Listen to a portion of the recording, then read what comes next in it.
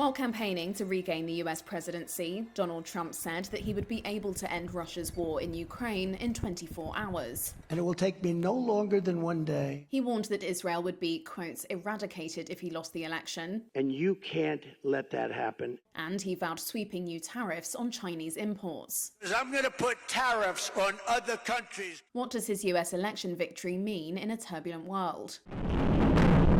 Trump's response to Russia's war in Ukraine could set the tone for his agenda. Under President Joe Biden, the US poured in tens of billions of dollars in military and financial aid. Trump criticized the level of US support for Ukraine's war effort and promised to end the conflict before he takes office in January. But he didn't explain how. Political analyst Volodymyr Fesenko says Trump is likely to push for swift talks to end the war. But he says some concessions will be made, as Trump wants a quick result.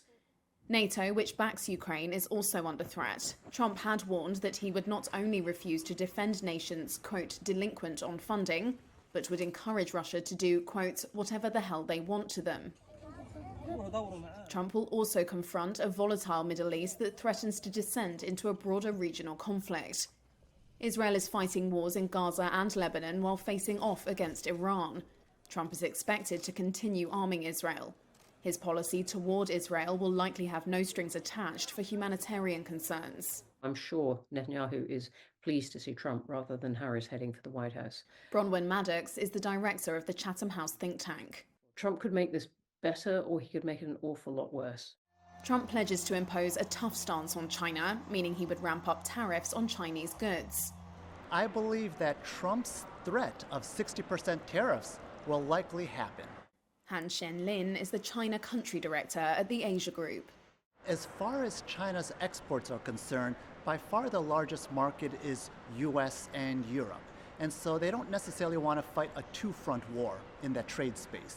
On the other side, Trump has presented a mixed message. He described Chinese President Xi Jinping as, quote, brilliant for ruling with an iron fist, and said democratically governed Taiwan, which China claims as its territory, should pay the US for defense.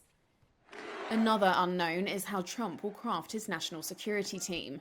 Many critics believe he will avoid bringing in mainstream Republicans who sometimes acted as guardrails in his first term.